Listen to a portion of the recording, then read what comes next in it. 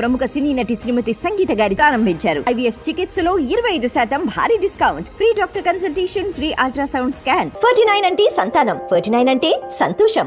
రైతు బంధు 15,000 రూపాయలు ఫిక్స్. దసరా రోజు పడేది వీరికే.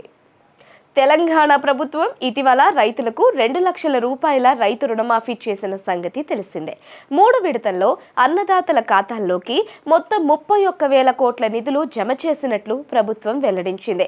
మరికొందరు అర్హులైన రైతులకు రైతు రుణమాఫీ జమ కాకపోవడంతో స్పెషల్ డ్రైవ్ నిర్వహించి వారి ఖాతాల్లోనూ డబ్బులు జమ చేస్తామని ప్రభుత్వం స్పష్టం చేసింది.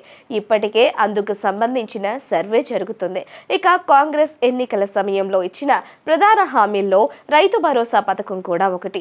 అన్నదాతలు పంట సాగు చేసుకునేందుకు గాను ఎకరాకు 15,000 రూపాయల చొప్పున వారి బ్యాంకు ఖాతాల్లో జమ చేస్తామని హామీ ఇచ్చారు.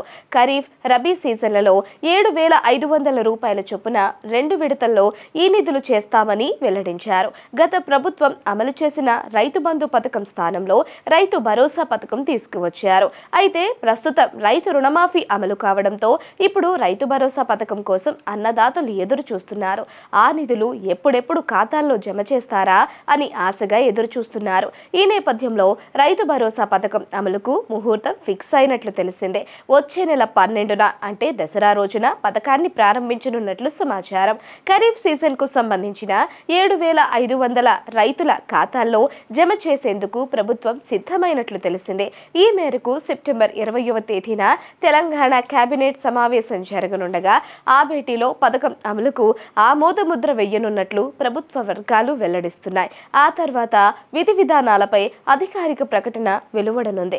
రాష్ట్ర వ్యాప్తంగా మొత్తం 1.53 కోట్ల ఎకరాలకు 11,475 కోట్లు వ్యయమవుతుందని అంచనా.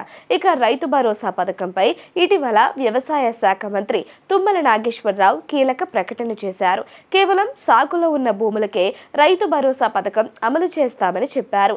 గత ప్రభుత్వం మాదిరిగా కొండలు, గుట్టలు, రియల్ ఎస్టేట్ భూములకు రైతు భరోసా పథకం నిధులు ఇవ్వబోమని అన్నారు. అర్హులైన సాగులో ఉన్న భూములకు మాత్రమే తాము పంట పెట్టుబడి సాయం చేస్తామని స్పష్టం చేశారు.